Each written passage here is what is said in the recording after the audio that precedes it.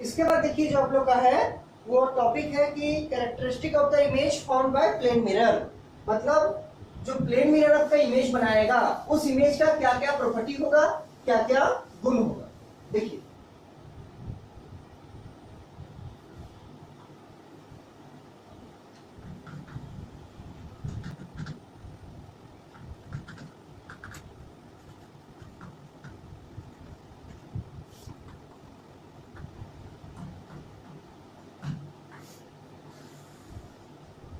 देखिए मान लीजिए आपके सामने एक प्लेन मिरर रखा हुआ है ऐसे, तो प्लेन मिरर में क्या होगा देखिए, तो एक चीज तो हम देखते हैं कि अगर हम लोग प्लेन मिरर के सामने कोई इमेज देखते हैं तो मान लीजिए ऑब्जेक्ट का ये सर है, कोई आदमी है, ये दोनों हाथ है, ये दोनों पैर है, ऐसा खड़ा हुआ है, तो इमेज में उसका कैसा दिखेगा, यहाँ पर इमेज दिखा है तो ये इमेज में इसे दिखेगा, ये ऑब्जेक्ट का सर है, ये दो हाथ है और ये दो पैर।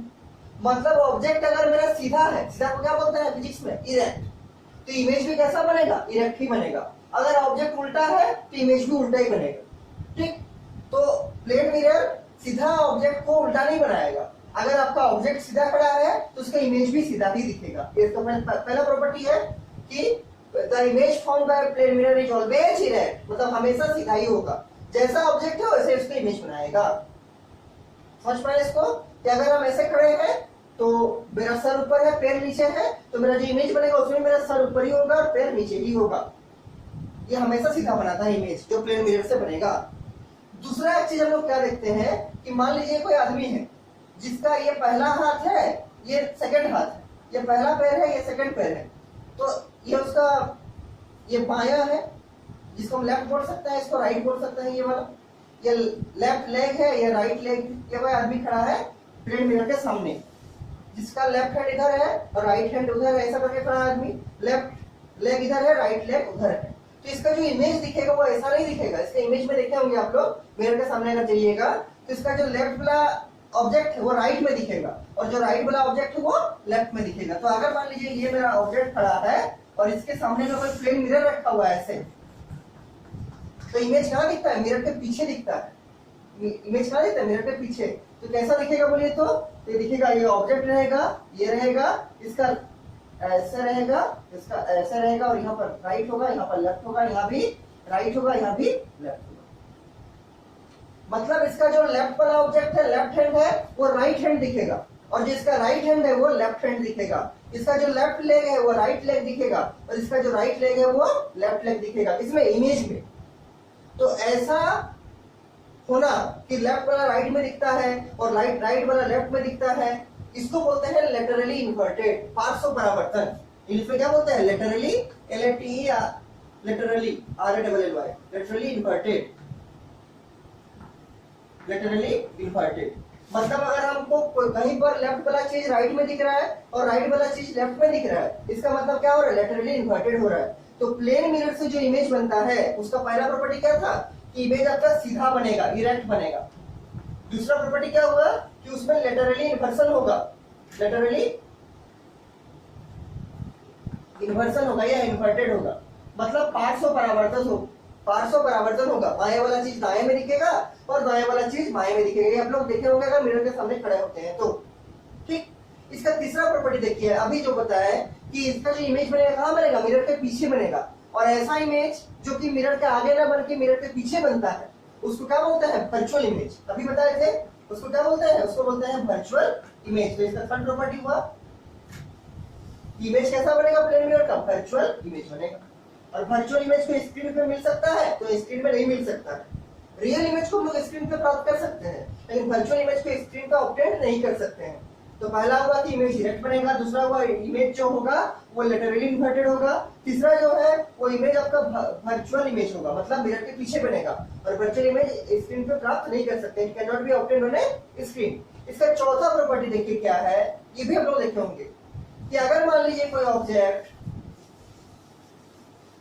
कोई ऑब्जेक्ट मिरर से 5 मीटर की दूरी पर खड़ा है। यहाँ पर मान लीजिए कोई ऑब्जेक्ट है, मान लीजिए हम बनाते हैं बी ऑब्जेक्ट, मान लीजिए बी जो इंग्लिश का लेटर है, इंग्लिश का जो अल्फाबेट है बी, उसको रखते हैं। बी कोई ऑब्जेक्ट है, मानिए वो कहाँ है, प्लेन मिरर के 5 मीटर दूर। तो इसका इमेज कहाँ बनेगा, तो इसका इमेज बनेगा प्लेन मिरर के 5 मीटर अंदर। तो यहाँ से 5 मीटर ये अंदर जाएगा, 5 मीटर बी होगा, यहाँ पर क्या बनाएगा बी, लेकिन बी कैसा होगा, बी लेटरली इन्वर्टेड होगा, मतलब उल्टा बनेगा इसका इमेज, मतलब ऐसा बनेगा, देखिए ऐसे उल्टा बी लिखाएगा।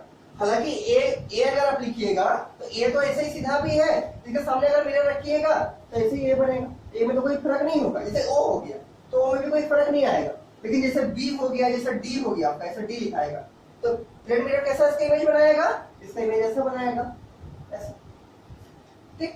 तो अगर कोई हम लेटर को, मान लीजिए लेटर या कोई ऑब्जेक्ट है, प्लेन मिरर के सामने जितनी दूरी पर रखेंगे मेरा इमेज भी प्लेन मिरर के अंदर उतनी ही दूरी पर बनेगा और लेटरली इन्वर्टेड बनेगा। तो ये प्रॉपर्टी नंबर 4 है कि the distance of the object from the plane mirror is equal to the distance of the image behind the mirror. फिर से सुनिए, the distance of the object from the plane mirror या in front of the mirror is equal to the distance of the image behind the mirror. मतलब mirror के सामने जितनी दूरी पर आपका ऑब्जेक्ट रखा हुआ है उतनी ही दूरी पर आपको दिखेगा कि मिरर के अंदर वो ऑब्जेक्ट है, ठीक। ये प्रॉपर्टी नंबर 4 हो गया। ये सब सारा का नोट्स आपको लिख के भेजा है, वही से देख के लिखिएगा, हम केवल आपको समझा दे रहे हैं इसमें। इसके बाद देखिए और क्या इसमें प्रॉपर्टी होता है आपका, देखिए अगर मान लीजिए आपका प्लेन मिरर है और समझने में कुछ भी दिक्कत होगा आप पूछ सकते हैं, तुरंत पूछिएगा, चुप बैठे नहीं रहना है, नहीं तो फिर आगे समझ में नहीं आएगा। अगर आप आज क्लास को नहीं समझते हैं और कल चाहिए क्लास को समझ लेने का तो फिर समझ में नहीं आएगा। तो जिस दिन जो भी चैप्टर में डाउट होगा, जो भी टॉपिक में डाउट होगा तो तुरंत पूछिए। देखिए इसके बाद क्या है आपका कि हाँ, अगर आपका प्लेन मिरर के सामने मान लीजिए कोई ऑब्जेक्ट है, ये v वेलोसिटी से दौड़ के आ रहा है प्लेन मिरर की तरफ, या ये ऑब्जेक्ट v वेलोसिटी से प्लेन मिरर की उल्टी दिशा में जा रहा है।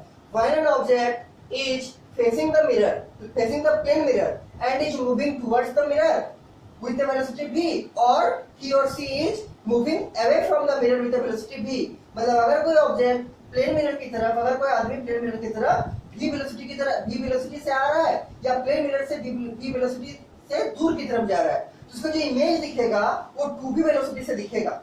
अगर ये इसके सामने आ रहा है प्लेन मिरर का तो यहाँ लगेगा कि ये प्लेन मिरर के सामने कितना स्पीड से आ रहा है, 2v, मतलब 2 गुना बढ़ जाएगा क्या उसका वेलोसिटी, इमेज में ऐसा दिखेगा।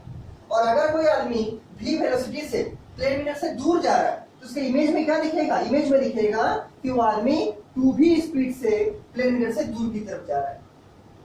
तो अगर कोई मान लीजिए ऑब्जेक्ट है वो v वेलोसिटी के साथ प्लेन मिरर की तरफ आ रहा है तो उसके इमेज में दिखेगा कि वो 2v वेलोसिटी से प्लेन मिरर की तरफ आ रहा है। और अगर कोई ऑब्जेक्ट v वेलोसिटी से ही मिरर से दूर जा रहा है तो उसका वेलोसिटी क्या दिखेगा कि 2v हो रहा है। मान लीजिए कोई आदमी 5 मीटर पर सेकंड की स्पीड से मिरर की तरफ आ रहा है तो उसका स्पीड क्या दिखेगा मिरर के अंदर, उसका स्पीड दिखेगा कि 10 मीटर पर सेकंड हो गया। क्यों, डबल हो जाएगा इसका स्पीड। अगर कोई आदमी जिसका स्पीड है मान लीजिए 5 मीटर पर सेकंड, वो मिरर की तरफ आ रहा है तो उसका इमेज में उसको क्या दिखेगा कि जो इमेज चल के आ रहा है मिरर की तरफ वो इमेज 10 मीटर पर सेकंड के स्पीड से आ रहा है, मतलब उसका स्पीड का डबल हो जाएगा। जैसे v था तो 2v हो गया, यहाँ भी जैसे v से दूर जा रहा है तो 2v से दूर जाएगा। ये इसका और एक प्रॉपर्टी हो गया। ये सब सारा प्रॉपर्टी का हम पॉइंट वाइज लिख के भेज दिए आप लोगों को, ठीक है, देख लीजिए। उसके बाद देखिए और एक जो इसका प्रॉपर्टी है, इसका प्रॉपर्टी पढ़ रहे हैं तो जो इमेज बन रहा है आपका प्लेन मिरर से उसका प्रॉपर्टी पढ़ रहे हैं। और एक प्रॉपर्टी देखिए क्या है कि अगर मान लीजिए कोई प्लेन मिरर है, मान लीजिए ये आपका प्लेन मिरर है ऐसे, ये वाला, ये प्लेन मिरर से एक रे आ रहा था ऐसे और ये रिफ्लेक्शन हो रहा था ऐसे। इसको हम अलग चौक से बनाते ताकि अच्छा समझे। देखिए ये वाला और ये रिफ्लेक्शन हो रहा है ऐसे। तो अगर हम प्लेन मिरर को थोड़ा सा मोड़ते हैं, मतलब ये जो प्लेन मिरर आपका ऐसा था, ऐसा वाला था प्लेन मिरर, इसको हम चाह रहे हैं कुछ एंगल से ऐसे मोड़ सकते हैं। अगर ऐसा अरेंजमेंट बनाएंगे, देखिए इंसिडेंट डायरेक्शन हम चेंज नहीं कर रहे हैं, हम चाह रहे हैं केवल कि जो प्लेन मिरर मेरा ऐसा रखा हुआ था उस प्लेन मिरर को हम कुछ एंगल थीटा से ऐसे रोटेट कर दे, ऐसे कुछ भी एंगल थीटा से। तो रिफ्लेक्टेड रे का क्या होगा, मान लीजिए हम यहाँ पर लाइट का सोर्स लगा दिए हैं और जिसको कुछ क्लैंप या स्टैंड से वैसे रखे हैं, मतलब मेरा जो रे निकलेगा उसका चेंज हम नहीं कर रहे, रे ऐसे ही गिरेगा। तो उस केस में मतलब मेरा जो सोर्स उसको हम चेंज नहीं कर रहे, हम केवल मिरर को रोटेट कर रहे। तो मिरर को रोटेट हम ऐसे दिखा रहे हैं, मान लीजिए कि ये मिरर, ये जो मिरर था ऐसा प्लेन मिरर, उसको हम ऐसे रोटेट कर रहे हैं। इसको हम स्केल से बनाते हैं और आप लोग भी कुछ भी डायग्राम बनाइए उसको जरूर स्केल का यूज कीजिए।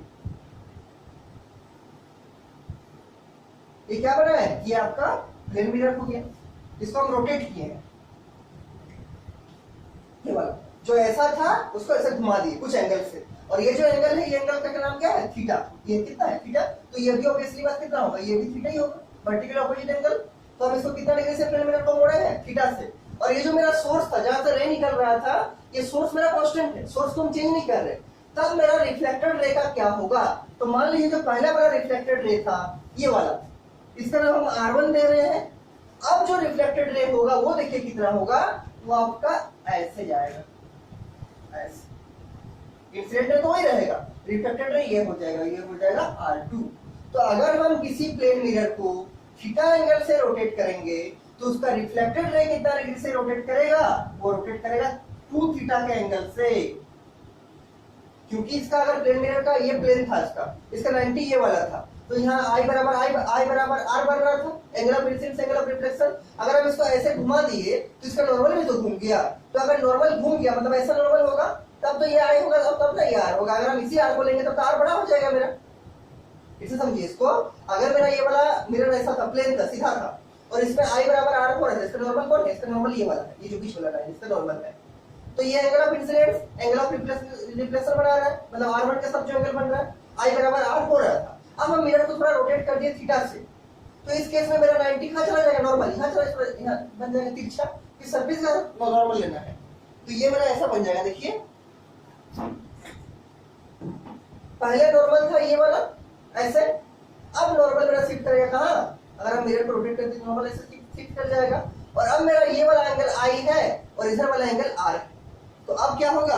अगर हम इसी पुराना रे को लेंगे तो I बराबर R नहीं होगा, इसलिए मेरा रिफ्लेक्टेड रे भी कुछ एंगल से मुड़ेगा। तो अगर हम कंक्लूजन क्या निकला, अगर हम किसी प्लेन मिरर को रोटेट करते हैं थीटा एंगल से तो उसका जो रिफ्लेक्टेड रे है, पहले ये रिफ्लेक्टेड रे था, इसको R1 लिखे थे जब मिरर को रोटेट नहीं किए थे, अभी रोटेट करने के बाद जो रिफ्लेक्टेड रे बनेगा वो R2 है। तो उस केस में रिफ्लेक्टेड रे कितना से रोटेट करेगा? 2 थीटा से। तो when a mirror rotates through angle theta, then the reflected ray also rotates through angle 2 theta। मतलब इसका दुगना हो जाएगा। जैसे स्पीड का था कि अगर हम प्लेन मिरर के सामने v स्पीड से आ रहे हैं तो इमेज में क्या दिखेगा कि इमेज मिरर 2v स्पीड से आता हुआ दिखेगा। वैसे ही अगर हम कोई प्लेन मिरर को थीटा एंगल से रोटेट कर रहे हैं और अगर मेरा सोर्स ऑफ लाइट कांस्टेंट है तो जो रिफ्लेक्टेड रे होगा वो 2 थीटा से रोटेट कर जाएगा। अगर हम प्लेन मिरर को थीटा एंगल से रोटेट कर रहे हैं तो रिफ्लेक्टेड रे कितना से रोटेट हो जाएगा? 2 थीटा के एंगल से। ठीक, इसके बाद देखिए और क्या प्रॉपर्टी है।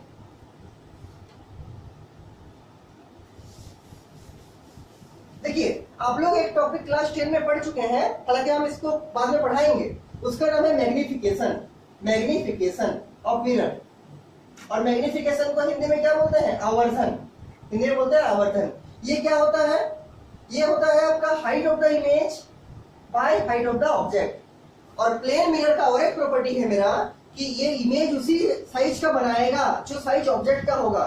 मान लीजिए एक 5 मीटर का ऑब्जेक्ट मेरे पास रखा हुआ है, मान लीजिए 5 मीटर नहीं, मान लीजिए एक फीट का ऑब्जेक्ट रखा हुआ है, 1 फीट का। तो ये जो प्लेन मिरर है इसके पीछे इमेज भी कितना साइज का दिखेगा? ये भी 1 फीट का ही दिखेगा। ये और एक प्रॉपर्टी होगा प्लेन मिरर का, 1 फीट। मतलब the size of the object is equal to the size of the image, और the height of the object is equal to the height of the image.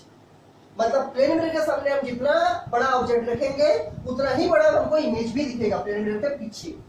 ठीक, ये प्रॉपर्टी हो गया plane mirror का। और देखिए अब मैग्निफिकेशन का बात कर रहे थे, तो ये क्या है आपका हाइट ऑफ द इमेज है h डैश, और ये क्या हाइट ऑफ द ऑब्जेक्ट। और प्लेन मिरर में अभी एक प्रॉपर्टी बोले कि height of the image equal to क्या है? Height of the object. मतलब इमेज का साइज उतना ही बड़ा होगा जितना बड़ा आप ऑब्जेक्ट लिए हैं। तो ये क्या आ जाएगा? देखिए हाइट ऑफ द इमेज ये इसके बराबर है, तो कट के क्या आ जाएगा? 1, तो ये 1 आ गया। तो इसीलिए प्लेन मिरर का जो मैग्निफिकेशन होता है वो कितना होता है? +1। 1 का मतलब क्या? +1। क्यों +1 हुआ? क्योंकि हम लोग क्लास 10 में पढ़ चुके हैं कि मैग्निफिकेशन या आवर्धन का मतलब होता है हाइट ऑफ द इमेज, जिसको हम h से दिखा रहे हैं, by height of the object. और अगर इमेज बन रहा मेरा प्लेन मिरर से तो जो ऑब्जेक्ट का जितना साइज होता है उतना ही साइज का इमेज भी बनता है। मतलब अगर ऑब्जेक्ट मेरा है 1 फीट का लंबा तो इमेज भी हमको दिखेगा 1 फीट का लंबा ही वाला। मतलब जितना बड़ा ऑब्जेक्ट रहेगा उतना ही बड़ा मिरर के पीछे हमको इमेज भी दिखेगा। तो ये हाइट ऑफ द ऑब्जेक्ट है, ये हाइट ऑफ द इमेज है। और अगर इमेज बन रहा प्लेन मिरर से तो आपका दोनों क्या होगा? आपसे बराबर होगा, हाइट ऑफ द इमेज बराबर हाइट ऑफ द ऑब्जेक्ट, और इसीलिए दोनों का ठीक आ जाएगा 1, और 1 का मतलब +1। इसीलिए प्लेन मिरर का जो मैग्निफिकेशन होता है वो क्या होता है +1। दो प्रॉपर्टी हो गया। पहला यहाँ पर आया है कि इमेज का साइज उतना ही रहेगा जितना ऑब्जेक्ट का साइज है, और दूसरा कि प्लेन मिरर से बनने वाला इमेज का मैग्निफिकेशन होगा +1। ठीक, और देखिए क्या प्रॉपर्टी है, बहुत सारा प्रॉपर्टी है प्लेन मिरर का। और देखिए इसका और एक प्रॉपर्टी है आपका, कितना नंबर प्रॉपर्टी होगा देख लीजिएगा नोट्स में। इसका देखिए और एक प्रॉपर्टी क्या है कि आपको किसी भी ऑब्जेक्ट का प्लेन मिरर से उसका पूरा इमेज बनाने के लिए प्लेन मिरर को कम से कम कितना लंबाई का लेना पड़ेगा, मतलब minimum height of object mirror.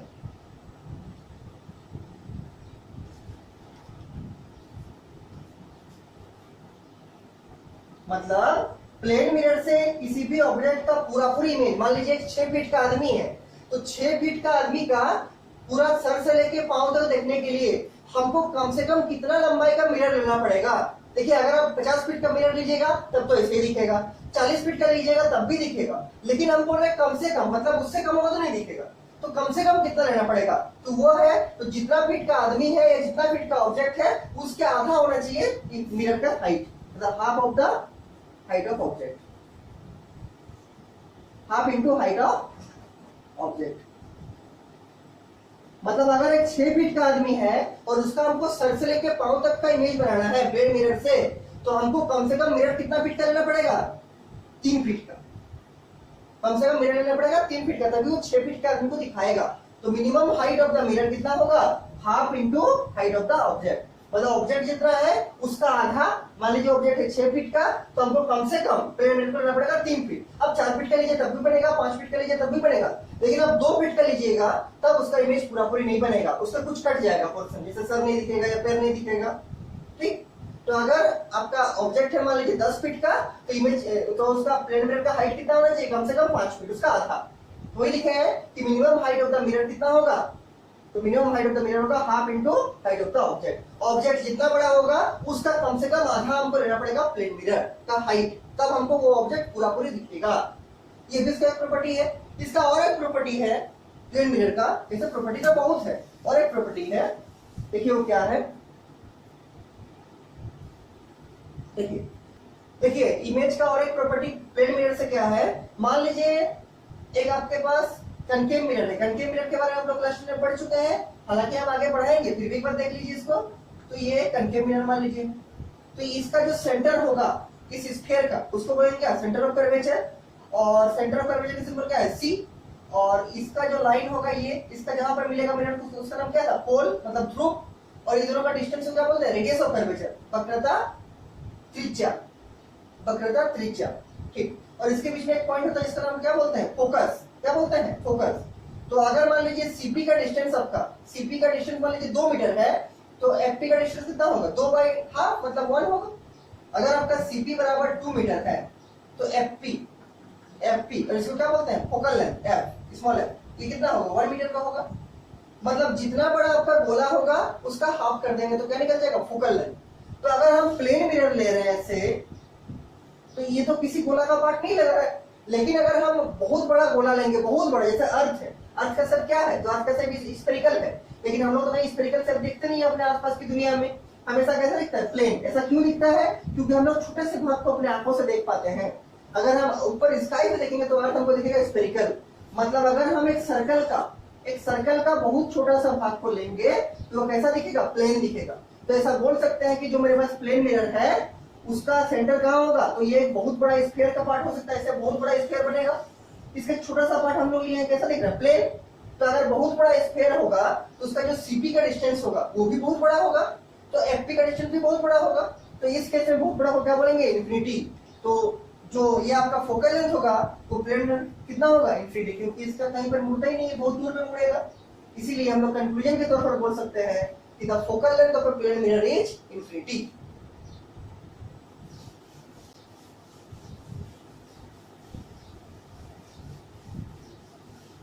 हम लोग बोल सकते हैं the focal length of a plane mirror is infinity. ये इसका और एक प्रॉपर्टी हो गया। अब इसके बाद देखिए, ये तो हुआ characteristic of the image formed by plane mirror.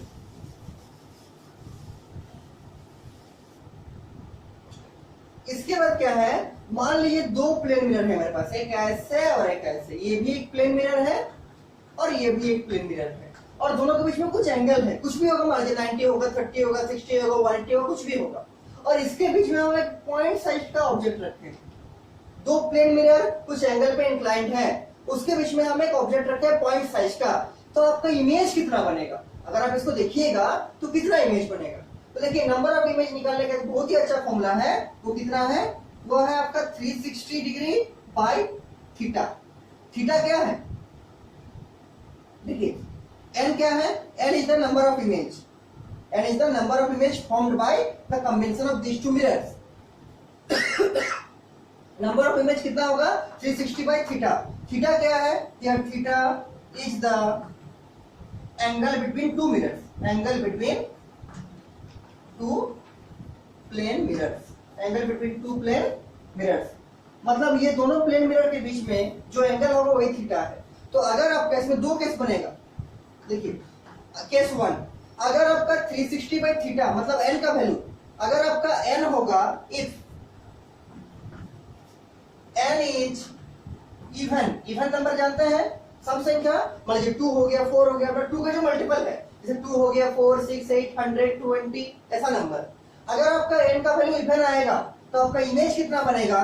Then number of images formed बराबर नंबर ऑफ इमेजेस फॉर्म्ड बराबर कितना होगा? ये होगा आपका n-1। फिर से समझिए कि दो प्लेन मिरर कोई एक एंगल पर इंक्लाइंड है, जहां पर एंगल कितना है? Theta. Theta is the angle between these two plane mirrors. तो फॉर्मूला क्या है? नंबर ऑफ इमेज निकालेगा 360 बाय थीटा करना है, और अगर आपका 360 बाय थीटा का वैल्यू जो आएगा, थीटा कुछ भी होगा, मान लीजिए 45 एग्जांपल देखेंगे आप भी, 360 बाय थीटा करना है, और अगर आपका 360 बाय थीटा का वैल्यू इवन आएगा, केस 1 देख रहे हैं, if n is even, n मतलब कौन? 360 बाय थीटा, अगर इसका वैल्यू इवन आएगा, मतलब 2 हो गया, 4 हो गया, तो जो आपका नंबर ऑफ इमेज बनेगा वो कितना बनेगा? Then number of images formed बराबर n-1। मान लीजिए आपका 360 बाय थीटा का वैल्यू मान लीजिए 6 आ गया, तो कितना इमेज बनेगा? तो 6 - 1 मतलब 5 इमेज बनेगा। और इसका केस 2 क्या है? केस 2 है आपका if n is odd, if n is odd, अगर n विषम संख्या होगा, मतलब 360 बाय थीटा का वैल्यू अगर आपका विषम आया, मान लीजिए 1 आ गया, 5 आ गया, तो जो नंबर ऑफ इमेज बनेगा, then number of images form, then number of images form वो कितना होगा? वो n होगा। अगर आपका 360 बाय थीटा का वैल्यू इवन आ गया, अगर ये इवन आ गया 360 बाय थीटा का वैल्यू, तो जो नंबर ऑफ इमेज बनेगा वो कितना बनेगा? n-1। और अगर आपका 360 बाय थीटा का वैल्यू मतलब केस 2 में जो है इफ n इज ऑड, अगर ये क्या आ गया? अगर ये आ गया ऑड, तो जो नंबर ऑफ इमेज बनेगा वो n बनेगा। अब इसको एग्जांपल से समझते हैं, देखिए इसको एग्जांपल से कैसे समझेंगे।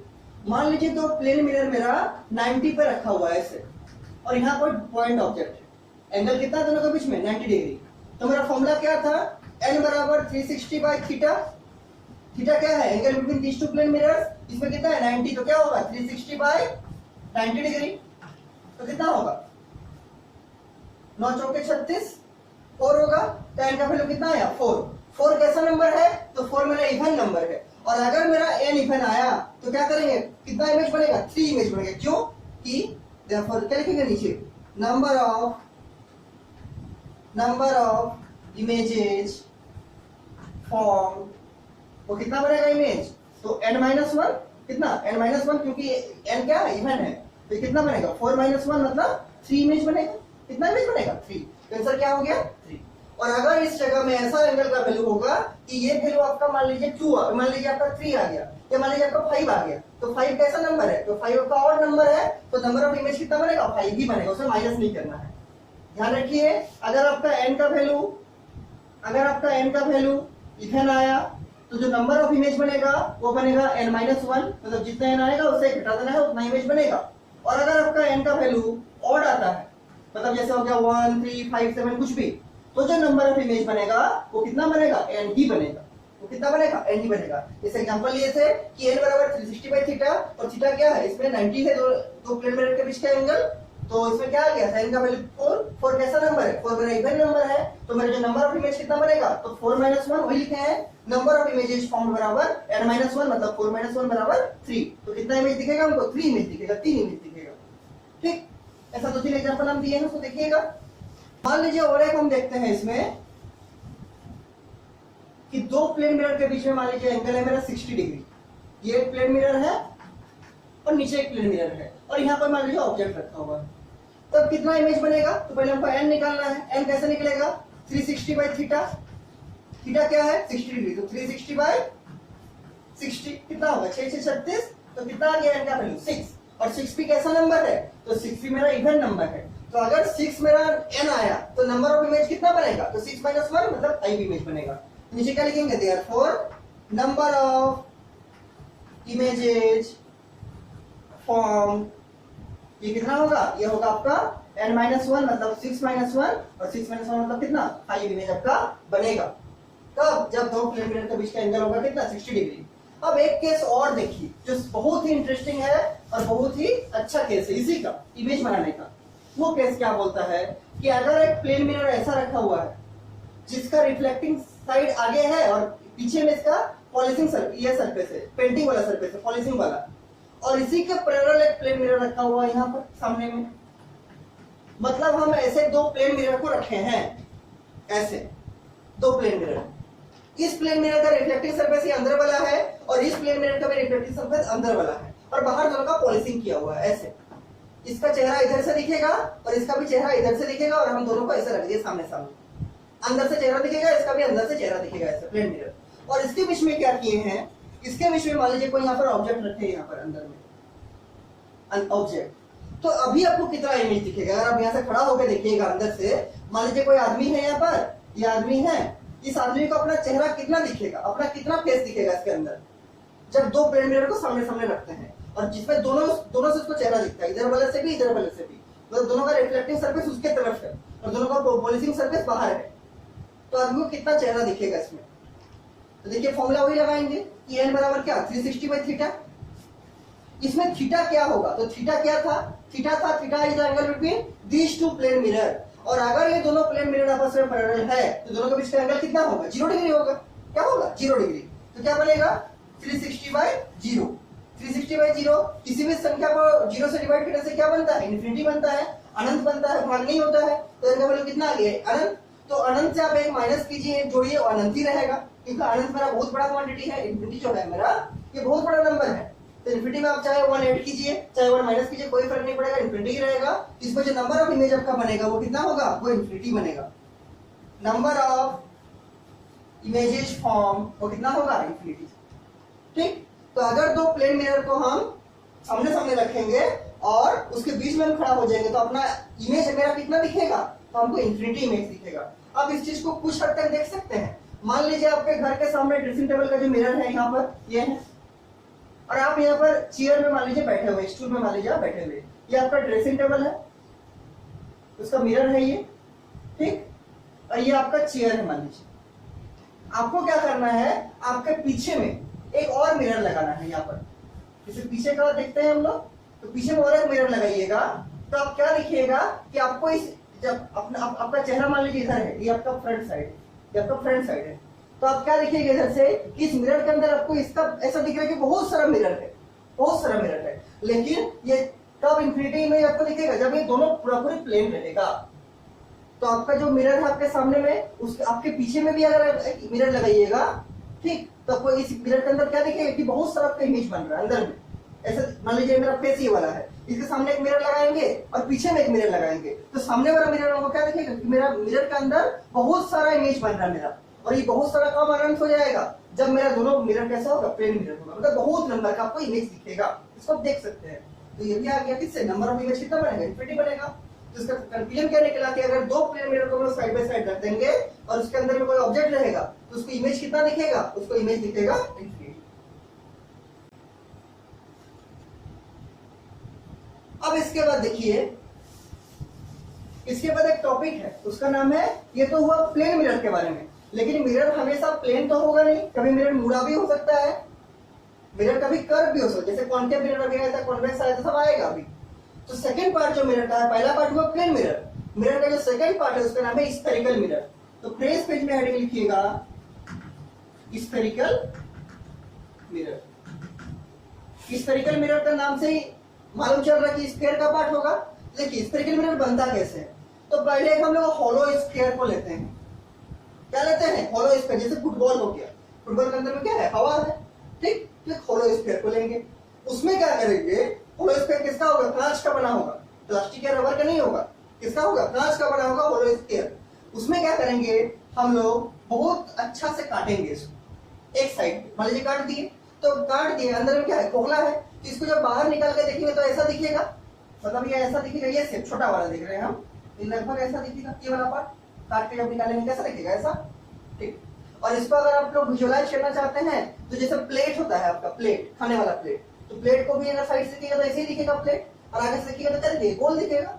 अगर आप इसको आगे से देखिएगा, इसको अगर आप ऐसे घुमा दी तो ये कैसा दिखेगा? गोल दिखेगा। ऊपर से टॉप व्यू कैसा दिखेगा? गोल। और साइड व्यू कैसा दिखेगा? ऐसा कर्व दिखेगा, थोड़ा मुड़ा हुआ दिखेगा। अब इसको हम निकाल लेंगे और इसको हटा देंगे। अब इससे काम करेंगे। देखिए क्या, तो ये जो हम यहाँ बनाए थे इसको हम उठा के यहाँ ले आएंगे। अब ये किसका बना हुआ है? कांच का, ठीक। ये कांच का बना हुआ है। अब इसमें दो काम करना है। पहला इसको सिल्वरिंग करना है, मतलब कलर करना है, पेंटिंग। तो पेंटिंग भी दो टाइप से कर सकते हैं। पहला, इसका पीछे साइड पेंटिंग कर देंगे, आगे साइड वैसे रहेगा। और दूसरा, इसका अंदर साइड पेंटिंग कर देंगे, बाहर साइड वैसे ही रहेगा। देखिए जो इसमें अंदर वाला साइड है उसमें पेंटिंग नहीं किए, और जो इसका बाहर वाला साइड है उसमें पेंटिंग नहीं किए। ऊपर वाले मिरर का कहाँ पेंटिंग किए हैं? बाहर साइड में। और नीचे वाला मिरर का कहाँ पेंटिंग किए हैं? अंदर साइड में। पेंटिंग को किससे दिखाते हैं? पेंटिंग को हम लोग ये जो डॉटेड लाइन इससे दिखाते हैं, डैश डैश से दिखाते हैं। तो अगर इसका बाहर में पेंटिंग किए हैं तो इसका इमेज, मेरा चेहरा कहाँ से दिखेगा? तो चेहरा दिखेगा जहाँ पेंटिंग नहीं किया हुआ है। पेंटिंग कहाँ नहीं किया हुआ? अंदर में। इसका रिफ्लेक्टिंग साइड कौन हो जाएगा? अंदर वाला, ऐसा रिफ्लेक्टिंग। ये कौन सा साइड है? ये रिफ्लेक्टिंग सरफेस है या रिफ्लेक्टिंग साइड है। और सिल्वरिंग सरफेस कौन सा है? जिसको सिल्वर किए हैं या पॉलिश किए या पेंटिंग किए हैं, तो ये आपका क्या है? बाहर वाला सरफेस क्या है? Silvering surface. सिल्वरिंग सरफेस या पेंटिंग सरफेस बाहर वाला। तो चेहरा कहां से दिखेगा? रिफ्लेक्टिंग सरफेस, मतलब अंदर वाला से। और इसी का और एक पार्ट क्या है? इसका अंदर में पेंटिंग किए हैं, मतलब सिल्वरिंग किए हैं, और बाहर में ऐसे ही कर दिए। तो इसका बाहर वाला सरफेस क्या हो जाएगा? Reflecting surface.